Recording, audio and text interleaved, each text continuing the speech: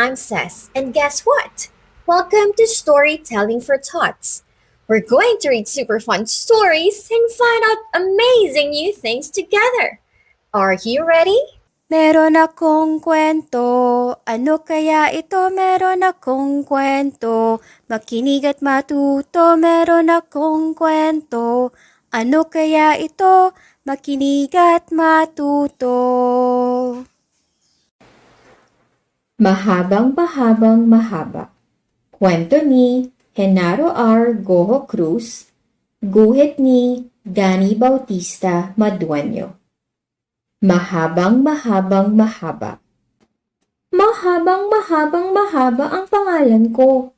Gatpuno, Ping, Emilio, Juanito, Santiago, Arla Canilaw. Kapag isinusulat ko na ito, talagang napapagod ako. Para akong tumatakbo sa paikot na daang, bigla na lang mapuputol at liliko. Kaya siguro tuwing natatapos ako, nahihilo ako na parang nabangga ang ulo ko sa pader. Lagi tuloy akong naiiwan sa classroom kapag recess. Sabi kasi ni teacher, di raw pwedeng mag-recess kapag di pa tapos isulat ang buong pangalan. Kapag naman natapos ko nang isulat ang buong pangalan ko, tapos na rin kumain ang mga kaklase ko.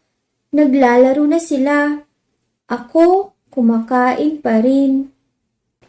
Kahit pag-uwian, huli akong lumalabas ng classroom. Buti na lang, sinasamahan ako ni teacher. Bakit nga ba kay haba-haba ng pangalan ko?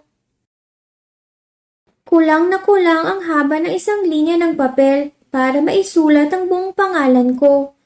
Kahit na umabot pa ako sa likod ng papel ko, di pa rin kasya. Minsan, sinubukan kong gawing maliit na maliit ang sulat ko para lang magkasya. Napagalitan naman ako ni teacher. Di na raw kasi niya mabasa. Di sana ako parang umakyat ng mataas na flagpole ng aming paaralan. Di sana sumakit at pinagpapawisan ang aking mga kamay.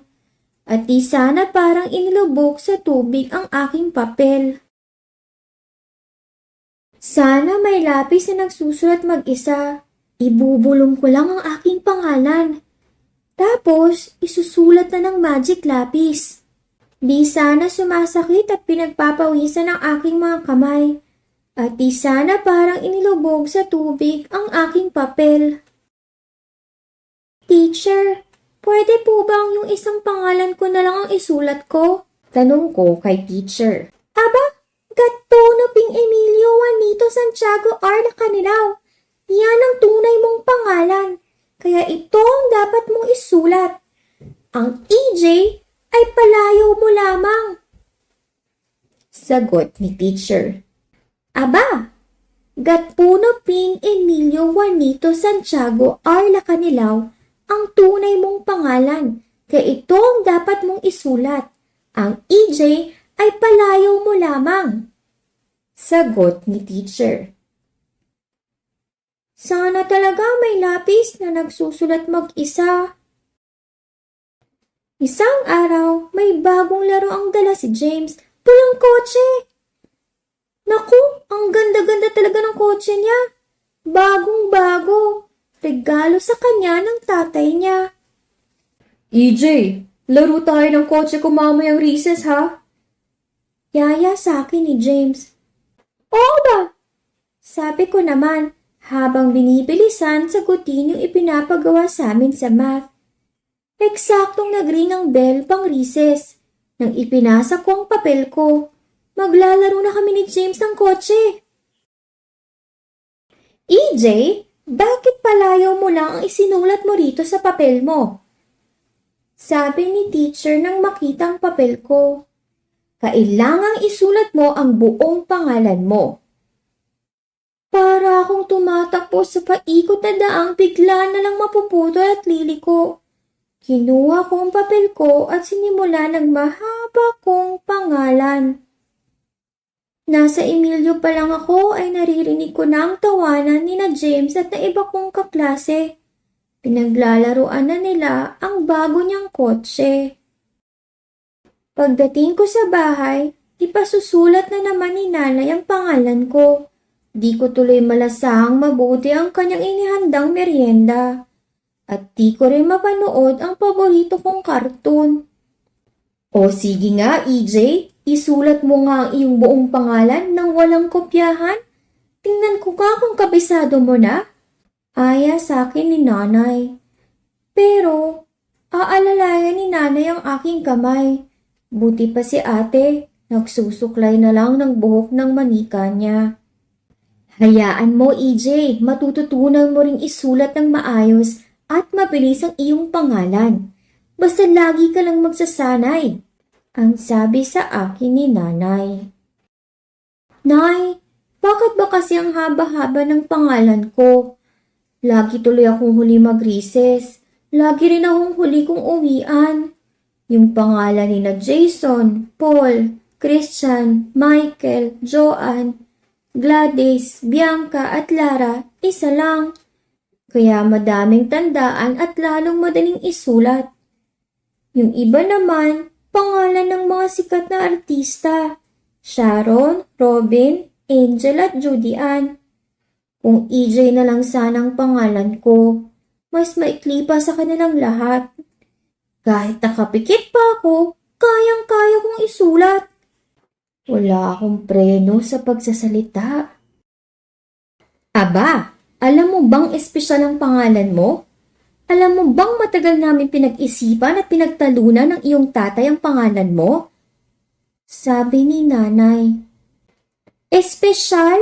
Paano po naging espesyal ang pangalan ko? Tanong ko. Ang Emilio ay galing sa pangalan namin ng tatay mo. Emma ang pangalan ko at Julio naman ang iyong tatay. Kaya naging Emilio ang pangalan mo. Di ba't maganda? Ang sagot sa akin ni nanay. Saan naman po galing ang Juanito? Ang tanong ko uli kay nanay.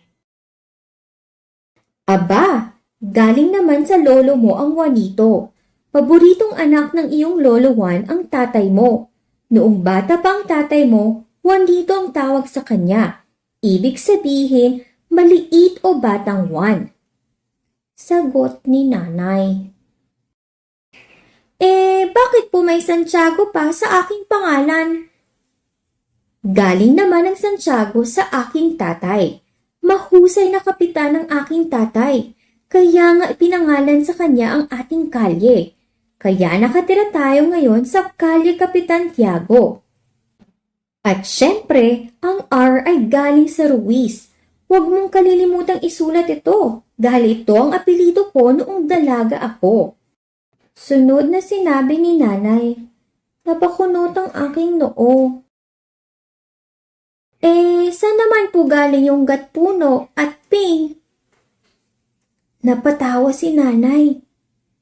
Alam mo bang ipinaglihi kita sa halo-halo? Pero 3 lang ang gustong-gusto kong sahog nung pinaglilihi kita. Talaga po, Nay? Oo, gustong-gusto ko ang halo-halong maraming gatas, masarap na makapuno, malutong na pinipig at minatamis na saging. Nahulaan mo ba kung saan galing ang gatpuno at ping sa iyong pangalan? Galing sa gatas at makapuno ang gatpuno, at ang ping naman ay galing sa pinipig at saging. Di ba't masarap pakinggan? Pero noong unang panahon, kapag tinawag na gat ang isang tao, ang ibig sabihin nito ay isa siyang bayani. Ang galing naman, Nay!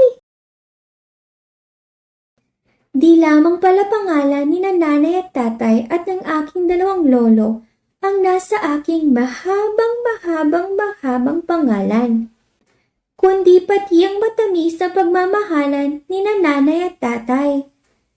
Natutuwa ako dahil may mahaba palang kwento sa likod ng aking mahabang pangalan. Ikaw, alam mo rin ba ang kwento ng iyong pangalan? The end. Napaka-espesyal ng ating mga pangalan dahil ito ay nag-uugnay sa ating pamilya at nakaraan. Kahit na minsan, parang mahaba ang ating mga gawain, may pagmamalaki pa rin natin kung sino tayo at bakit tayo natatangi. That was a fun story. Now let's see how well you listened. Ready to answer some quick questions? It's time for Thoughts. Ano ang pangalan ng batang bida sa kwento? A. Juan de la Cruz, B. E.J. Lacanilao, C. Emilio Juanita, D. Andres Bonifacio.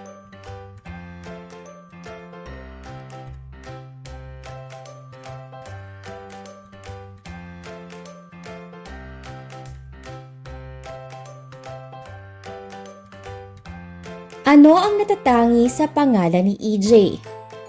A. Maikli ang pangalan niya, B. Kakaiba ang pangalan niya, C.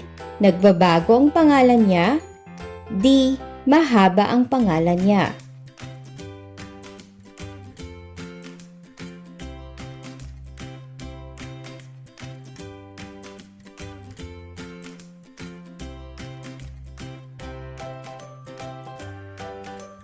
Kung ikaw ay may mahabang pangalan tulad ni EJ, paano mo ipapakita na espesyal at mahalaga ang iyong pangalan? If you like the story, the best thing to do is to support the author and the illustrator. Buy a copy of the book. Link of the book is in the description below. Do check it out. Thanks for joining me here on Learning Bridges. Keep asking, keep wondering, and keep being you. Don't forget to like and subscribe. See you next time!